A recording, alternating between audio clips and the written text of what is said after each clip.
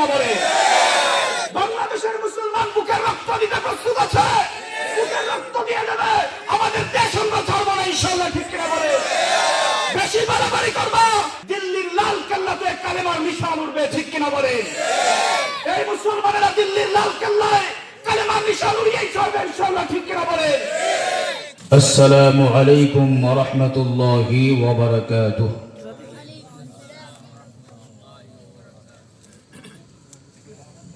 الحمد لله نحمده ونستعينه ونستغفره ونؤمن به ونتوكل عليه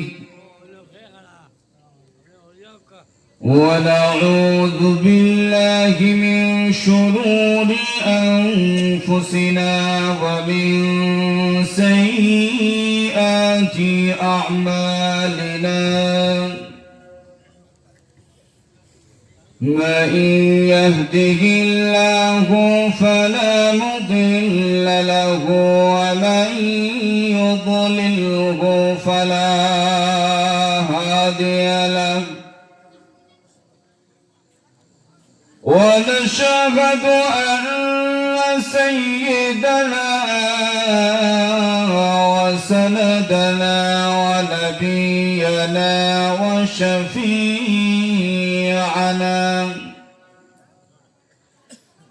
وحبيبنا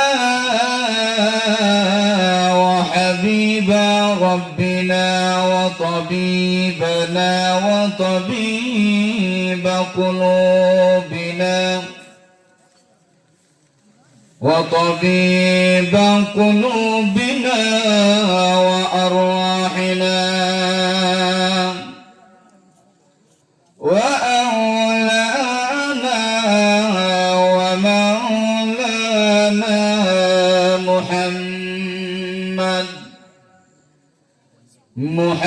محمدا عبده ورسوله الذي أرسل إلى الناس كافة بشيرا ونذيرا وداعيا إلى الله بإذنه وسراجا منيرا أما بعد فقد قال الله تبارك وتعالى في كلامه المجيد والفرقانه الحميد أعوذ بالله من الشيطان الرجيم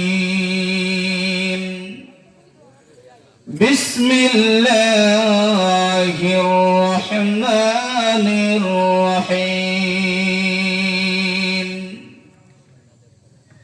والعصر إن الإنسان لفي خسر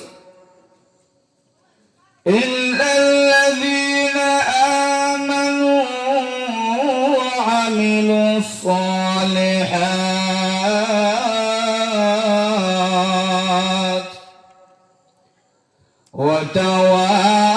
وتواصوا بالحق وتواصوا بالصبر.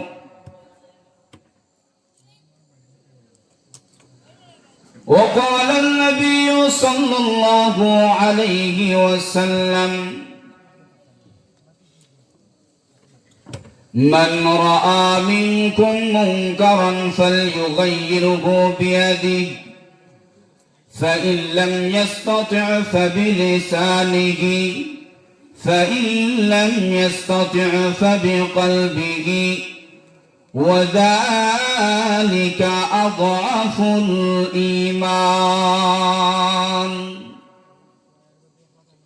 أو كما قال النبي صلى الله عليه وسلم بارك الله لنا ولكم في القرآن العظيم ونفعنا وإياكم بالآيات والذكر الحكيم صلى الله على سيدنا ومولانا محمد আসলে ও মাত্র মেহমানের বয়ান শুরু হলো। সর্বত সুসংবাদ ভাই লিখেন, যারা এখনো মাহফিলে আসেন নাই আপনারা তাড়াতাড়ি চলে আসেন। আমরা এখানে যারা আছি আমাদের আওয়াজ যদি একটু বড় হইতে হয় আমরা সবাই জমে বসতে হবে। একটু জমে বসার চেষ্টা করি, সকলে জিকিরের আওয়াজ দিই। লা ইলাহা ইল্লাল্লাহ লা ইলাহা ইল্লাল্লাহ। জোরে জোরে আওয়াজ দিয়ে তাদেরকে শোনায়া দেই যে আপনারা মনে করতেছেন মাহফিলে মনে হয় একবারে মানুষ নাই। না না, মাহফিলে অনেক মানুষ এখনো আছে। আমরা যারা আছি জোরে সোরে আওয়াজ দিয়ে জিকির করি, লা ইলাহা ইল্লাল্লাহ লা ইলাহা ইল্লাল্লাহ লা ইলাহা ইল্লাল্লাহ লা ইলাহা ইল্লাল্লাহ লা ইলাহা ইল্লাল্লাহ। আসমান বলে ওরে জমিন তুমি বড়াই কইরো না। আসমান বলে ওরে জমিন তুমি বড়াই কইরো না। আমার মাঝে আছে শোনো, আমার মাঝে আছে শোনো আল্লাহর আরশে মুআল্লা। লা ইলাহা ইল্লাল্লাহ লা ইলাহা ইল্লাল্লাহ লা ইলাহা ইল্লাল্লাহ।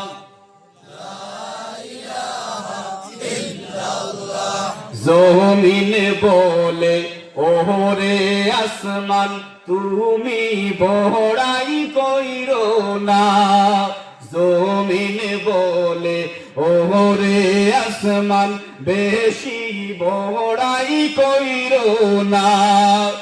আমার বুকে আছে দেখো, আমার বুকে আছে দেখো আল্লাহর কাবা বাইতুল্লাহ। লা ইলাহা ইল্লাল্লাহ লা ইলাহা ইল্লাল্লাহ লা ইলাহা ইল্লাল্লাহ মুহাম্মাদুর রাসূলুল্লাহ।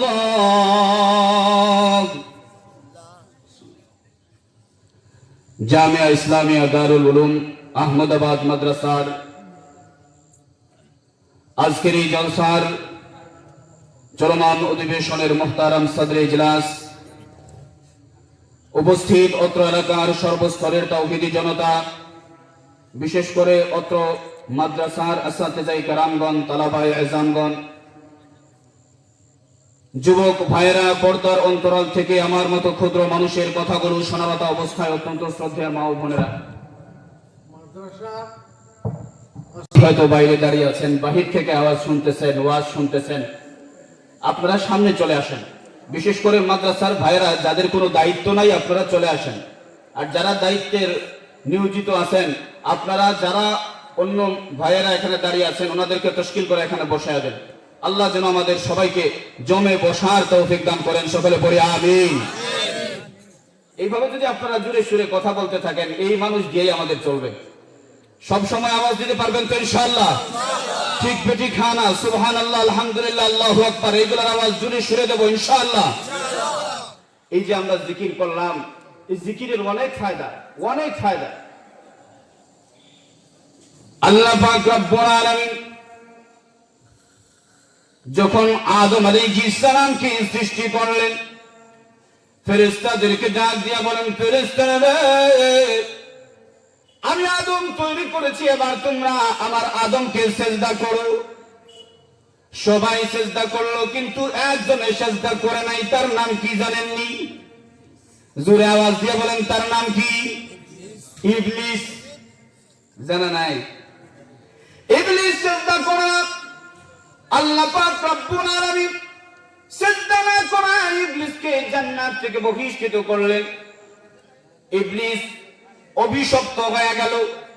আল্লাহ পাক রব্বুল আলামিনকে এবার ইবলিস ডাক দিয়া বলে, রব্বুল আলামিন, যে আদমের কারণে আমি বহিষ্কৃত হইলাম, লাআনত প্রাপ্ত হইলাম, ওই আদমের ভিতরে আমাকে একবার ঢোকার সুযোগ দিয়ে দাও। ওই আদমের ভিতরে আমি একবার ঢুকে দেখতে চাই কিভাবে তুমি আদমকে বানাইছো, কেমন পাশ দিয়ে আদমকে তৈরি করছো। এই আদমের ভিতরে এমন কি দিলা যার কারণে আমাদেরকে তুমি আদমকে সিজদা করার অর্ডার দিয়া দিলা। আল্লাহ পাক রব্বুল আলামিন বলেন, আরে ইবলিস, আমি তোকে অর্ডার দিয়া দিলাম, আমি আল্লাহ তোকে ইজাজত দিয়া দিলাম, আদমের শুধু বডির ভিতরে ঢুকবে তাই না, আমি আল্লাহ তোকে আদমের রোগের ভিতরে ঢুকার হুকুম দিয়ে দিলাম। তুই চাইলে আদমের রোগের ভিতরেও ঢুকতে পারবি। এবার আদমের রোগের ভিতরে ঢুকলো ইবলিস। ঢুকার পরে সফর করে যখন বাহিরে আসলো, ডাক দিয়ে বলে, মাওলা, আদমের ভিতর সফর করে আমি যা পাইলাম সব জিনিসই আমি বুঝতে পারলাম। অনেক হিকমতে তুমি আদমকে সৃষ্টি করেছো, কিন্তু একটা জিনিস আমার বুঝে আসে নাই। আদমের বুকের মধ্যে কলিজার পাশে একটা মাংসের টুকরা আমি দেখলাম, ওই মাংসের টুকরার কাজটা কি আমি বুঝলাম না। আল্লাহ বলেন, ইয়া ইবলিস, সব জিনিস যদি তুমি বুঝে যাইতা, আমি যেই মুহূর্তে বলেছিলাম সিজদা করো, সঙ্গে সঙ্গেই সিজদা করতা। তুমি যাই না রাখো, ওই যে মাংসের টুকরা তুমি দেখে আসছো, ওই মাংসের টুকরার নাম হলো কলব। ইয়া ইবলিস, তুমি আমার বান্দাদেরকে ওয়াসওয়াসা দিয়া গুনার কাজ করাইবা। আমার বান্দা যত গুনার কাজ করবে, তার এই মাংসের টুকরার মধ্যে কালো কালো দাগ ভরে যাবে। কিন্তু ও ইবলিস, শুনে রাখো, আমার বান্দা যতই গুনাহ করে কালো দাগ বসায় না কেন তার কলবের মধ্যে, যখন আমার বান্দা নির্জনে বসে বসে শুরু করবে, আল্লাহু আল্লাহ, আল্লাহু আল্লাহ, আল্লাহু আল্লাহ, আল্লাহু আল্লাহ, আরে ইবলিস, আমার বান্দা যখন আমি আল্লাহর নামের জিকির শুরু করে দেবে রে, আমার বান্দা জিকির করার কারণে আমার বান্দার ওই কলব থেকে সকল ধরনের গুনার কালো দাগ আমি আল্লাহ কুদরতি হাত দিয়ে আমি মিটাইয়া দেব। জিকিরের দাম আছে নি? আর একটু জোরে বলেন না, জিকিরের দাম আছে না নাই? এই জন্য আপনাদেরকে বললাম, কম সময় আমি বুঝে গেছি। নাজমুল শাকিব সাহেব চলে আসবেন, কারি সাহেবের মধুর তেলাওয়াত শুনবেন। আলহামদুলিল্লাহ, এই কোরআন, যেই কোরআনের টানে অনেক কাফেরেরা মুসলমান হয়েছে, আর কিচ্ছু বলার দরকার পড়ে নেই। এই জন্য এই কোরআন আপনারা শুনবেন। যারা বাইরে আছেন আপনারা তাড়াতাড়ি চলে আসেন, সময় আমার কম। এই জন্য আমি আপনাদেরকে কয়েকটা আমলি কথা বলবো। যেহেতু কোরআনুল কারীমের সূরা আসর আপনাদের সম্মুখে তেলাওয়াত করেছিলাম, হয়তোবা তাফসীর ধারাবাহিক যদি শুরু করি শেষ হবে না। এই জন্য আপনাদেরকে সংক্ষেপে বলতেছি, আল্লাহ পাক রব্বুল আলামিন সময়ের কসম খাইছেন। কি তার কসম খাইছেন? আর একটু জোরে আওয়াজ দিয়ে, কি তার কসম? সময় এমন একটা জিনিস, এমন একটা জিনিস, যে জিনিসটা যদি আপনি সময় মতো কাজে লাগান তাহলে আপনার জীবন ধন্য। আর যদি এই সময়কে খারাপ কাজে ব্যয় করেন তাইলে এই সময়টাই হবে আপনার জীবনের জন্য অনেক বড় একটা অভিশাপ। এই জন্য আল্লাহ পাক রব্বুল আলামিন সময়ের কসম খায়া সময়ের গুরুত্ব বুঝাইছেন। সময়ের গুরুত্ব অনেক। আজকে বাবারা, এখানে মুরব্বী বাবারা আছেন, এক সময় এই যুবক ভাইয়েরা আপনারা এখন বর্তমানে এই ঠান্ডার সিজনেও আপনারা রাত্রিবেলা শেষ রাইতে উঠা ঠান্ডা পানি দিয়া তাহাজ্জুদ ওযু করে তাহাজ্জুদের নামাজ যদি পড়েন আপনাদের শরীরে ধরবে না। কিন্তু বৃদ্ধ বাবারা কি পারবেন? সব সময় পারা যায়? আপনারা বৃদ্ধ হওয়ার পরে অনেক সময় ডাক্তারই আপনাদেরকে নিষেধ দিয়ে দেয় ঠান্ডা পানি ধরা যাইতো। আওয়াজ দেন না কেন? আমার কথা কি বোঝা যায় না?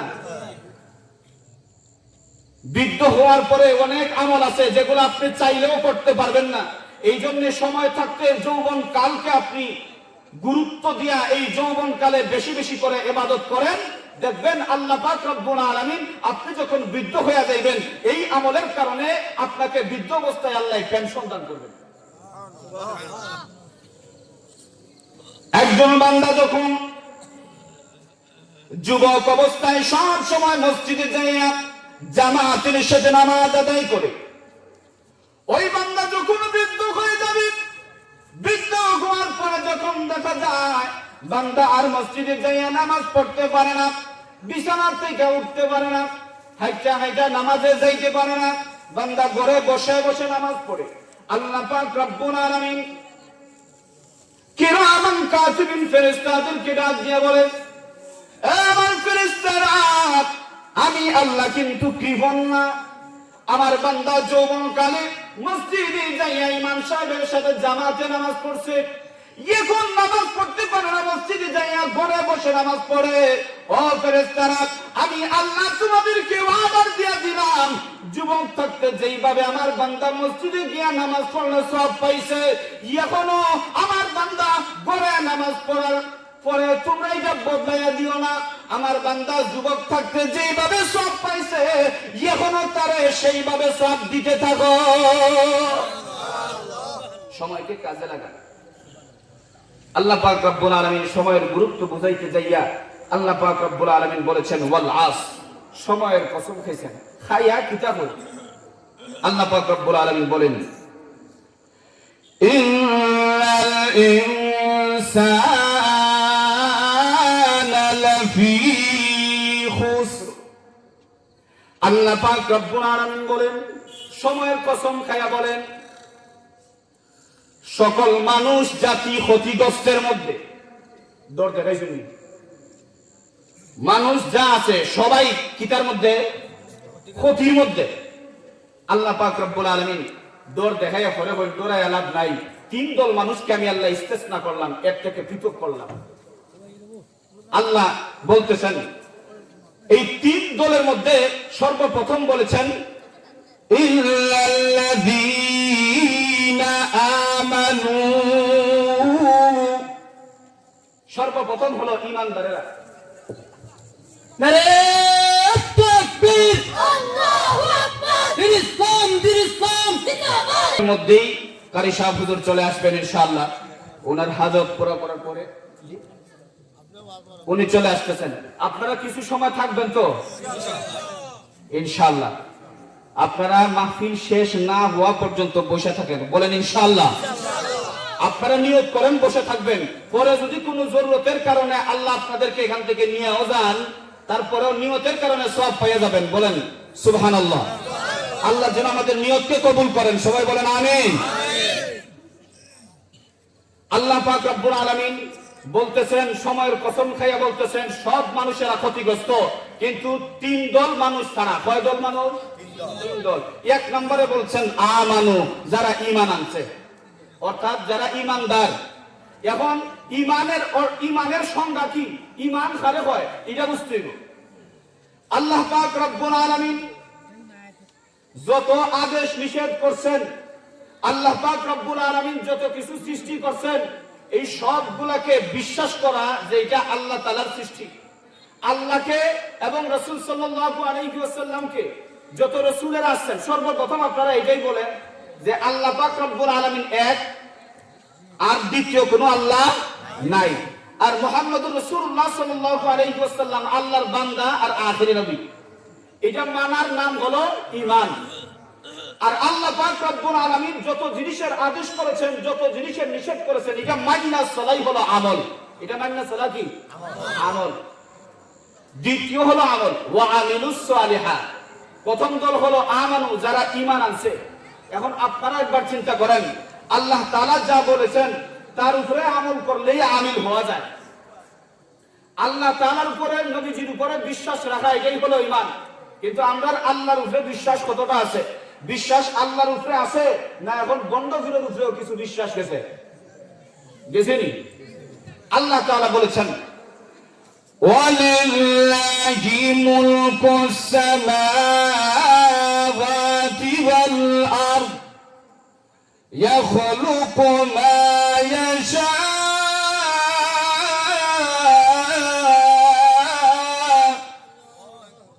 يهب لمن يشاء إناثا ويهب لمن يشاء الذكور আল্লাহ পাক রব্বুল আলামিন বলেন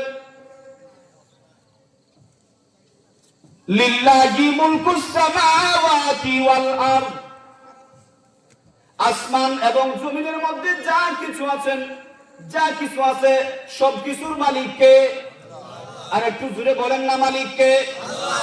আল্লাহ বলেন ইয়াহাবু লিমান ইয়াশাউ ইনাসা, আমি আল্লাহ যাকে চাই কন্যা সন্তান দান করি। ওয়া ইয়াহাবু লিমান ইয়াশাউ যুকুর, আমি আল্লাহ যাকে চাই পুত্র সন্তান দান করি। এখন আল্লাহ বলতেছেন আমি আল্লাহ যাকে চাই পুত্র দান করি, যাকে চাই কন্যা সন্তান দান করি। এক কথায় সন্তান দেওয়ার মালিক কে?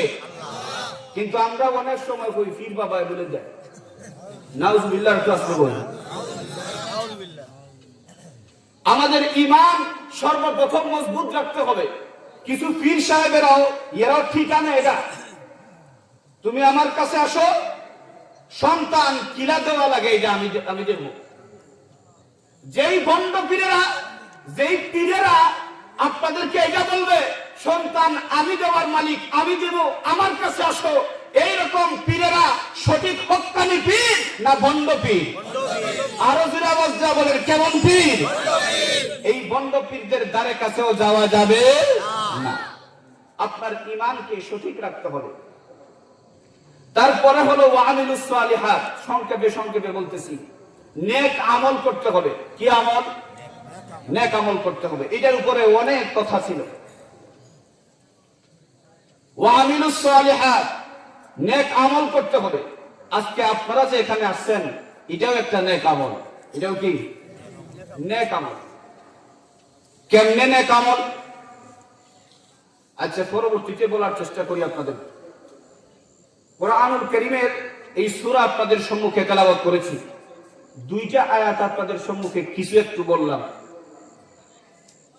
আমি আপনাদের সম্মুখে যে হাদিসে কারীমা তেলাওয়াত করেছি, এই হাদিসের মধ্যে আল্লাহ রাসূল সাল্লাল্লাহু আলাইহি ওয়াসাল্লাম ইরশাদ করেন, মান রাআ মিনকুম মুনকারান, তোমাদের মধ্যে যে কোন খারাপ কাজ দেখবে, তার চোখের সামনে খারাপ কাজ দেখবে, ফালইউগাইয়িরহু বিয়াদিহি, এ যেন এটারে রুকার চেষ্টা করে। ইউগাইয়ির করার তো পরিবর্তন হয়, আটখানিও হয়। এ যেন এটারে সর্বপ্রথম স্তর হলো আট দিয়ে এটা যাতে আটখানির চেষ্টা করে। ফাইল্লাম ইয়াস্তাতি, যদি এটাতে সমর্থবান না হয়, ফাবিলিসানিহি, তাইলে এ যেন কমপক্ষে তার জবান দিয়ে এটার প্রতিবাদ করে। এটা জায়গা থেকে অর্থ বলতেছি আপনারা বুঝার জন্য। ফাইল্লাম ইয়াস্তাতি, যদি এটাতে সমর্থবান না হয়, ফাবিকালবিহি, কমপক্ষে অন্তর থেকে এই কাজটারে ঘৃণা হতো। ওয়াযালিকা আযআফুল ঈমান, এটা হলো এই ঈমানের সর্বনিম্ন স্তর। এখন আমরা যদি এই কাজ না করি, রাসূল সাল্লাল্লাহু আলাইহি ওয়াসাল্লাম বলেন সামনে কোন অন্যায় দেখলে এটার প্রতিবাদ করো। আমরা যদি আদ দিয়া করতাম না পারি, জবান দিয়া করার সামর্থ্য আছে না নাই? আছে। এই জন্য আপনাদেরকে দুই একটা কথা আমার আহার মনে করে আপনাদেরকে বলে যাই।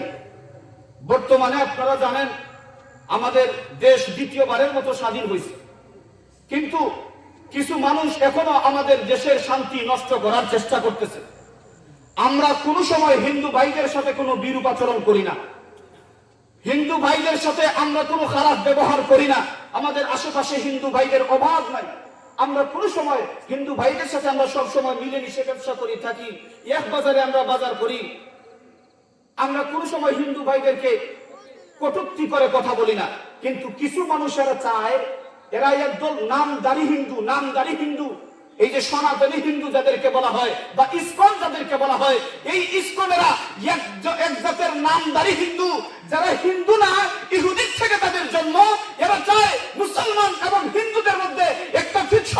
দিয়া হিন্দুদেরকে বুঝিয়ে দিতে চায় মুসলমানদের সাথে তোমাদের ভালো সম্পর্ক রাখা যাবে না, কারণ মুসলমানরা তোমাদের চিরশত্রু। আমরা তাদেরকে স্পষ্ট ভাষায় জানিয়ে দিতে চাই, এই হিন্দুদের সাথে আমরা সবসময় ভালো ব্যবহার করি, যাতে হিন্দু ভাইয়েরা আমাদের আচরণে মুগ্ধ হইয়া আমাদের ইসলামের দিকে চলে আসে। আমরা তাদের সাথে ভালো ব্যবহার করি। তোমরা যারা হিন্দুদের সাথে আমাদেরকে ফিকশন বানিয়ে দেওয়ার চেষ্টা করতেছো, হ্যাঁ সনাতনীরা, হ্যাঁ ইসলামের দালালেরা, ইহুদিদের দালালেরা, স্পষ্ট ভাষায় জানিয়ে দিতে চাই, ঠিক যেমনি ভাবে আমরা তোমাদের মন্দির পাহারা দিতে জানি, ঠিক যেমনি ভাবে আমরা ফুলের তোড়া দিয়ে তোমাদেরকে বরণ করতে জানি, ঠিক তেমনি ভাবে মুসলমানেরা শাহজালালের তলোয়ার হাতে নিতে জানে। যখন মুসলমানেরা শাহজালালের তলোয়ার হাতে নিবে, যেইভাবে বাংলাদেশ থেকে স্বৈরাচারকে সরিয়ে দিয়েছি, যেইভাবে আমরা বর্তমানে দেখবেন আমরা সিরিয়া থেকেও আমরা বর্তমানে স্বৈরাচার সরিয়ে দিয়েছি, বেশি দূরে নয়, বাংলাদেশ থেকে আমরা তোমাদের মতো ইস্কন্দারকেও খুব শীঘ্রই সরিয়ে দিতে পারবো ইনশাআল্লাহ।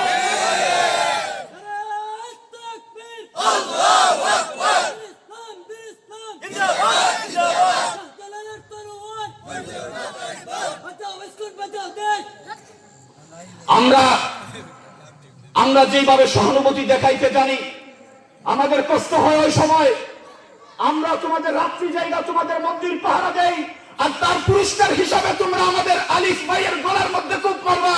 এটা কোন মুসলমান সহ্য করবে? স্পষ্ট ভাষায় জানিয়ে দিতে চাই, এই আলিফ ভাইয়ের হত্যাকারীদেরকে দৃষ্টান্তমূলক শাস্তি, ফাঁসি দিতে হবে, ঠিক কিনা বলেন? আলিফ ভাইয়ের হত্যাকারীদেরকে ফাঁসি না হলে বাংলাদেশে আবার আন্দোলন হবে, মুসলমানেরা আবার মাঠে নামবে, আন্দোলনে দেশ কাঁপাবে, তারপরে আমাদের মুসলমান ভাইয়ের বিচার করিয়েই ছাড়বে ইনশাআল্লাহ।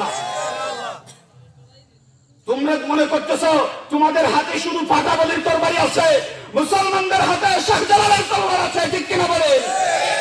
মুসলমানের শাহজালালের তরবারি যখন উঠে যাবে, তোমাদের কারো গর্দান বাকি থাকবে না, তোমাদের কারো গর্দান বাকি থাকবে না, ঠিক কিনা বলে? আমরা কাউকে ভয় পাই না, আমরা যে ভদ্রতা দেখাই এটাকে দুর্বলতা মনে করো না। তোমরা যদি কোন রকম উৎপাত না করো, আমরা কাউকে আগে আমরা কাউকে সাতাইতাম না, ঠিক নেই? আমরা কেউ যেন হিন্দু ভাইদেরকে ডিস্টার্ব না করি, হিন্দু ভাইদেরকে আমরা অযথা ডিস্টার্ব করব না। হিন্দু ভাইদের প্রতি আবদার, আপনাদেরকে উস্কাইয়া দেওয়ার জন্য একদল মানুষ আছে যারা আপনাদের পিছনে আঙুল দিতেছে, ওই পারে বসে বসে আপনাদেরকে ছড়াইয়া দিতেছে আমাদের সাথে, যাতে আপনাদের সম্পর্ক আমাদের সাথে খারাপ হয়। আমরা জানাই দিতেছি, এই ইহুদি খ্রিস্টানের দালাল ইসকনেরা এই বাংলাদেশের জমিনে বৈশাখ তোমরা দুষ্টামি করতে পারবে না। তোমাদের যদি ভালো না লাগে, ভারত খোলা আছে, ভারতে চলে যাও। আরো যদি বলে ভালো না লাগে ভারতে চলে যাও, দাদা বাবুদের সাথে থাকবা, তারপরে বাংলাদেশের শান্তি নষ্ট করতে দেবো না ইনশাআল্লাহ। আমরা বাংলাদেশের মুসলমানেরা শান্তি প্রিয়, আমরা শান্তি ভালোবাসি। এই জন্যে ও মুসলমানেরা, আমরা শান্তি বজায় রাখবো, চোখ কান সব সময় সজাগ রাখতে হবে, কারো কথায় অযথা লাফ দেওয়া যাবে না। সর্বপ্রথম উলামায়ে কেরামদেরকে আপনারা অগ্রাধিকার দিতে হবে, উলামায়ে কেরামদের পরামর্শ নিয়ে চলতে হবে। বর্তমানে এই বাংলাদেশের শান্তি নষ্ট করার জন্য আরো অনেক দল আছে যারা পায়তারা শুরু করছে, বিভিন্নভাবে মুসলমানদের মধ্যে, বাংলাদেশের মানুষের মধ্যে ফাটল তৈরি করার চেষ্টা করতেছে। কারণ বাংলাদেশের মানুষ ঐক্য হয়ে গেলে কি হয় তাদের জানা হয়ে গেছে, ঠিক কিনা? বাংলার মুসলমানেরা যদি এক হয়ে যায় কি হয় তাদের জানা হয়ে গেছে। এই জন্য এখন সর্বপ্রথম ষড়যন্ত্র হলো বাংলাদেশের মুসলমানদের ঐক্য নষ্ট করতে হবে। এই জন্য তারা লেগে গেছে। আমাদের দায়িত্ব হলো, উলামায়ে কেরামদের দায়িত্ব হলো আপনাদেরকে সজাগ করা, আপনাদেরকে জানিয়ে দেওয়া। ও মুসলমানেরা, অনেক সময় হিন্দু ভাইদেরকে তারা বলে, ওই যে কুরবানির সময় গরু জবাই কইরা বলে আমরা তাদেরকে ডিস্টার্ব করি। আমরা কি গরু জবাই করে রক্ত মাংস কিছু দিয়ে তাদেরকে ডিস্টার্ব করি না। এই যে একদল আছে স্বার্থবাদীরা, এই স্বার্থবাদীরা এরা ভারতে, আপনারা হয়তো খবর যদি নেন আপনারা দেখবেন গরুর গোশত রপ্তানিতে 1 নম্বরে ব্রাজিল আর 2 নম্বরে ভারত। গরুর মাংস রপ্তানিতে 1 নম্বরে ব্রাজিল, 2 নম্বরে কারা? ভারত। নিজেদের স্বার্থের জন্য, পয়সা ইনকামের জন্য আগে থাকো, আর মুসলমানেরা তাদের আল্লাহকে খুশি করার জন্য কুরবানি করে তোমরা মুসলমানদের উপর আক্রমণ করো। তোমরা স্বার্থবাদী, এছাড়া কিচ্ছু না। তোমাদের মতলব খারাপ। পশু হত্যা মহাপাপ, পশু হত্যা মহাপাপ নয়, তোমাদের মতলব খারাপ। ঠিক না ঠিক? ব্যবসার বেলায় তোমরা 2 নম্বরে থাকো বিশ্বে। এই গরুর গোশতই তোমরা রপ্তানি করতেছো, আর মুসলমানেরা কুরবানির সময় আসলে, ভাই গুজরাটে দেখেন খবর নিয়া, কুরবানির সময় মুসলমানদের উপর হামলা করা হয় এই কুরবানির গরু জবাই করার জন্য। তারা বলতেছে গরু হত্যা মহাপাপ। শুনে রাখো, তোমরা যে ব্রেন খাটাইতেছো, এই ব্রেনও কে দিয়েছেন? আর একটু জোরে বলেন, কে দিয়েছেন? এই আল্লাহ তোমাদেরকে ব্রেন দিয়েছেন, ব্রেন খাটাইতেছো। তোমাদের ব্রেন কি পরিমাণ আমাদের জানা আছে। গরুর মুখ খাইয়া তোমাদের ব্রেন হইতেছে। ঠিক না বেঠে? পরিষ্কার বলে দিতে চাই, তোমরা গরুর মুখ খাইয়া যে ব্রেন হইতেছে, মুসলমানেরা গরুর গোশত খায়। ঠিক না বেঠে? এই গরুর গোশত খাওয়া মুসলমানদের সাথে লাগতে বিচার করে রাখবো।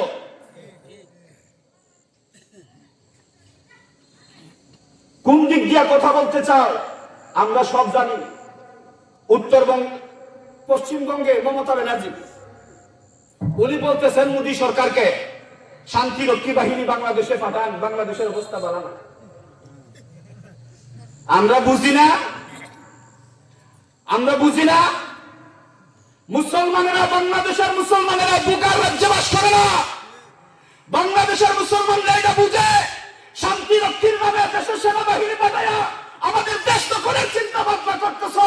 পরিষ্কার ভাষায় জানিয়ে দিতে চাই, তুমি কেন তোমার বাপ আসলেও বাংলাদেশ দখল করতে পারবে না, ইনশাল্লাহ। ঠিক কিনা বলে? বাংলাদেশের মুসলমান বুকের রক্ত দিতে প্রস্তুত আছে, বুকের রক্ত দিয়ে দেবে। আমাদের দেশ আমরা ছাড়বো না, ইনশাল্লাহ। ঠিক কিনা বলে? বেশি বাড়াবাড়ি করবো, মোদী সরকার নয়, মমতা ব্যানার্জি নয়। ভালো করে তোমাদেরকে কান খুলে শুনে রাখুন, মুসলমানেরা যদি রুখে যায়, দিল্লির লাল কেল্লাতে কালেমার নিশান উঠবে। ঠিক কিনা বলে? এই মুসলমানেরা দিল্লির লাল কেল্লায় কালেমার নিশান উড়িয়েই চলবে, ইনশাআল্লাহ। ঠিক কিনা বলে? মুসলমানদের ঐতিহ্য আছে, এই মুসলমানদেরকে আঘাত করলে এরা দমে যায় না, এরা আরো বাড়ে। মুসলমানের ইমানের মধ্যে আঘাত করলে ইমানের স্ফুলিঙ্গ আরো বাড়ে, কমে না। এটা তোমরা কত প্রমাণ দেখবা। চোখের সামনে প্রমাণ দেখেও কি তোমাদের শিক্ষা হয় না?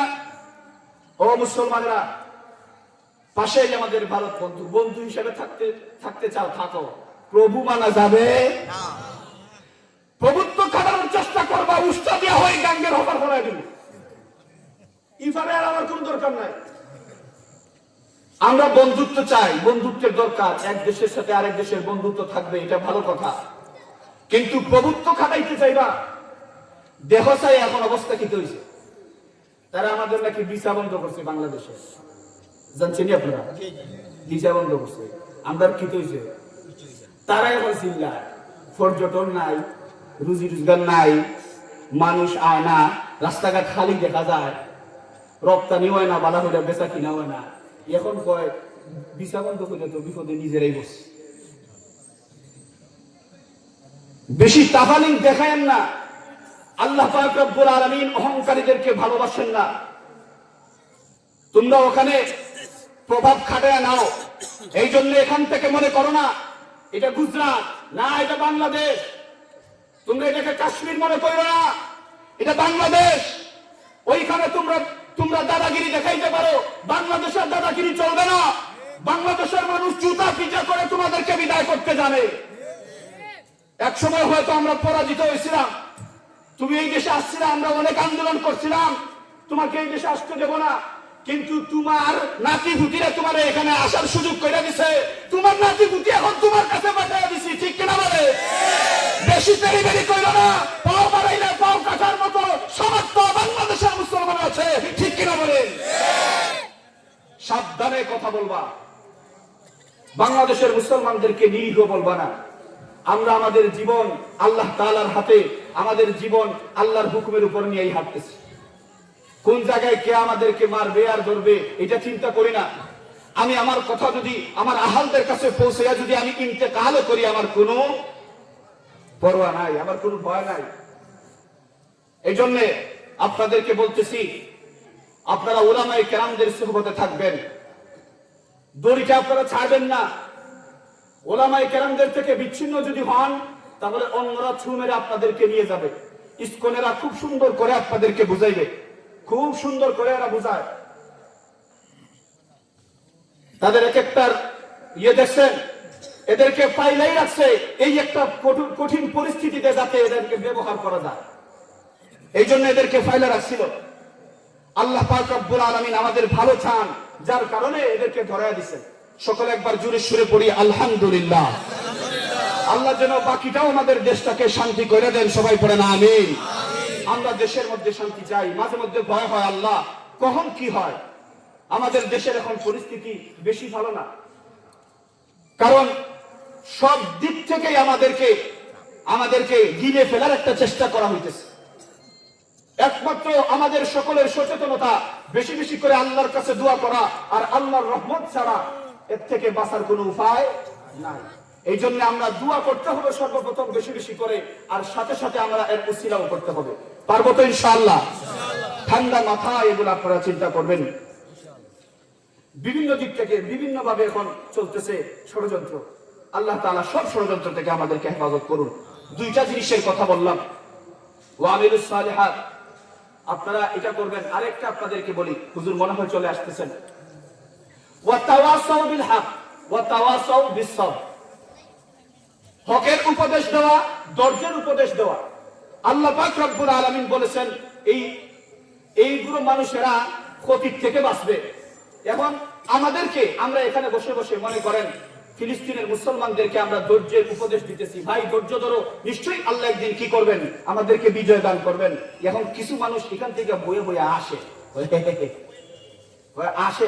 এখান থেকে বয়ে বয়ে আপনারা লাফাইয়া কাজ কিটা, তারা হীন বিজয় পাইব কি পাইতো না, আপনারা এখান থেকে বইয়া ফালাইন করে।